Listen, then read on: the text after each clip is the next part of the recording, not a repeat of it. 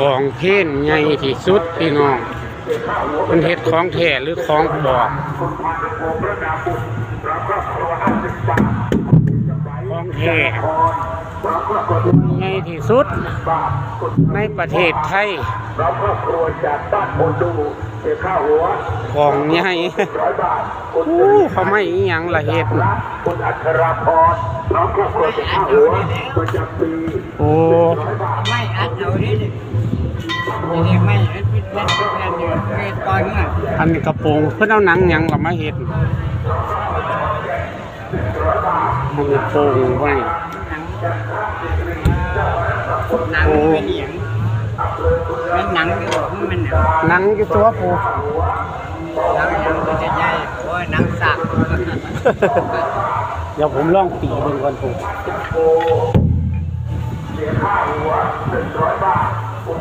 ใส่โหลดละ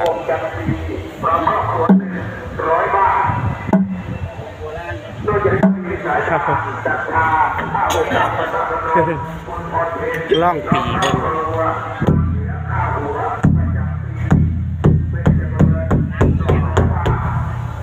ปีกองอันนี้เม็ดข้าวโบราณพี่น้องเม็ดข้าวเปลือกในสมัยก่อนฟาดอันเห็นเม็ดป่านนี่คือสิกินเหมือดเบิ่งทางนี้เด้อเม็ดข้าวเปลือกในสมัยโบราณเพิ่นเฮ็ดจำลองไว้ให้เบิ่ง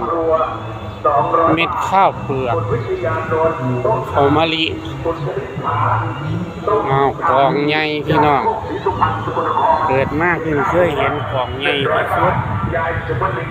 ในประเทศไทยเส้นรอบด้น10 เมตรอยู่บ่10 เมตรเส้นรอบพอขอบคุณครับคลิปนี้เบิ่งซ้ำนี่แหละเป็นจำนวนเงินเท่าไหร่เลยลูกดาวของครอบครัว100 บาททุกท่าน